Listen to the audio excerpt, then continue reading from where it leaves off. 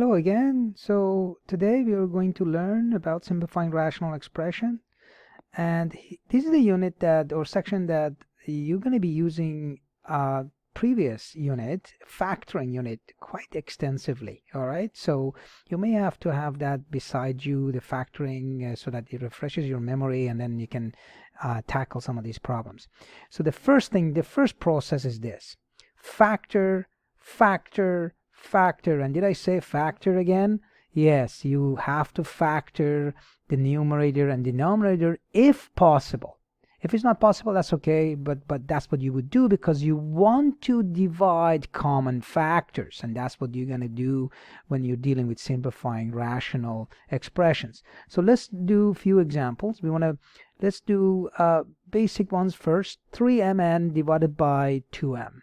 We want to simplify this expression, and it is, well, we can't really factor the top, we can't really factor bottom, but there are common factors. So m divided by m, that's you can do that, you can divide. So the m and m divide, that becomes 1, nothing else we can do. So the top will be 3n, the bottom will be 2. That will be your final answer.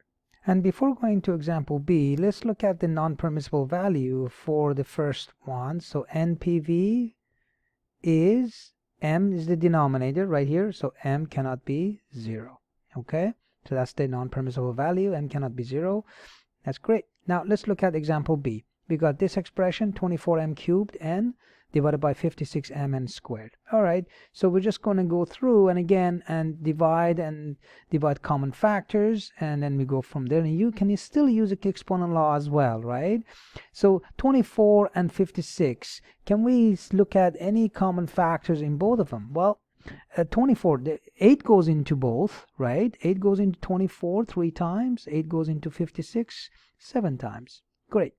All right, so now we have 3m cubed n divided by 7m n squared. All right, very good. So let's go back. So by the way, I don't know what happened there. That's 24m cubed n. That was the original answer, just went away. All right, so now we're going to go through. So we have m cubed and m. So one of the m's will go away, so that becomes m squared. That's very good. The n on top and n squared, one of the n's in the denominator will go away, the divide. So the final answer will be 3m squared on top, and the bottom will have 7, and 1 n is left. Okay, that would be it. So notice that I use GCF. So the 24 and 56, the GCF of 24 and 56, 24 and 56, the GCF of that was 8. That's what the GCF was, and that's what I used.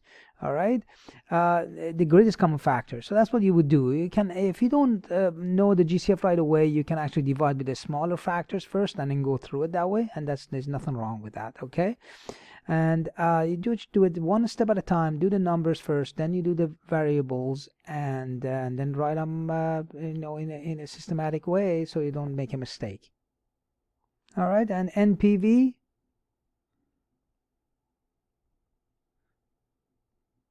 For the expression, we have two variables, m and n, so m cannot be 0 and n cannot be 0, right? The denominator only. We are looking at the denominator only. That's the non-permissible values, okay? Make the rational expression undefined or not defined. Okay, look at example C. This case, we have 3x squared plus 4x over 7x.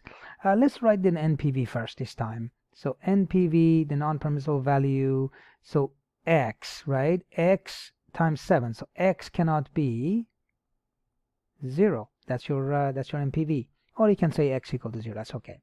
All right.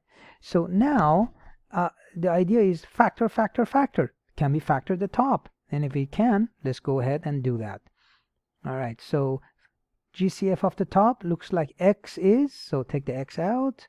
You get 3x plus 4 all over 7x.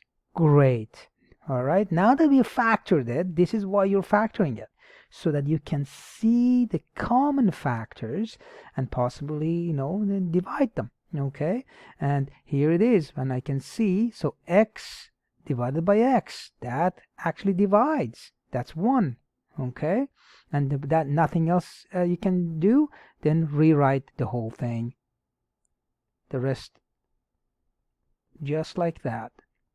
Okay, so this is the simplified form of example C, with a non-permissible value, or the value that makes the rational expression undefined, x equal to 0.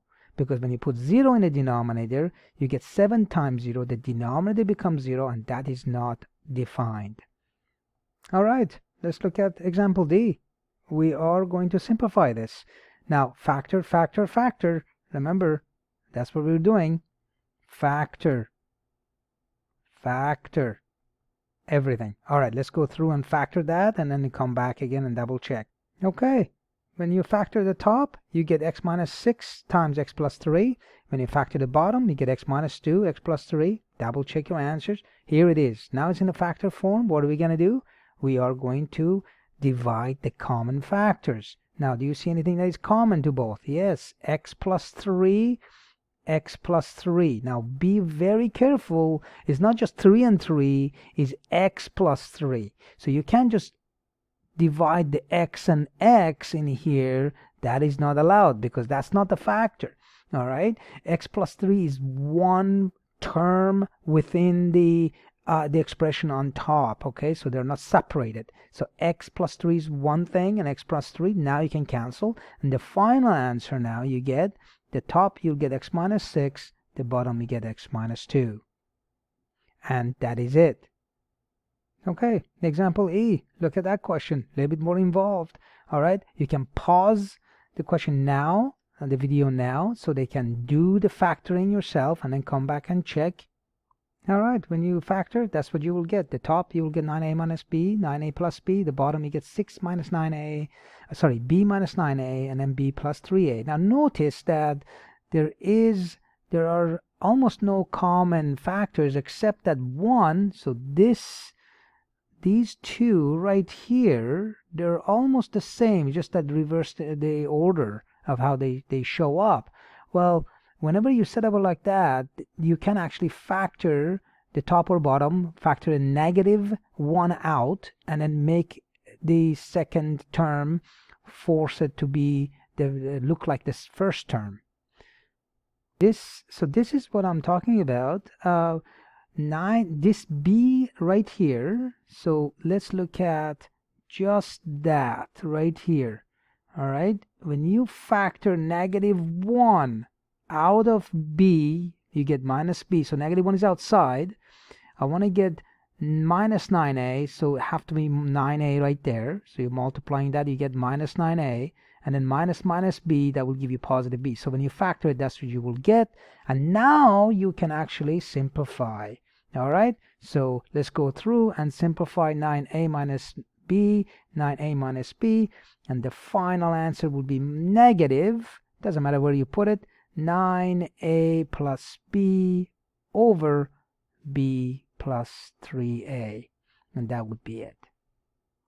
All right, and now it's time for you to do a lot of practices. Practice, so that you can get used to the whole idea of factoring. It takes a long time. Take your time. Yes, it's not going to be easy at first, but it will get easier the more you do, okay? The more you do practices. All right, have a good day.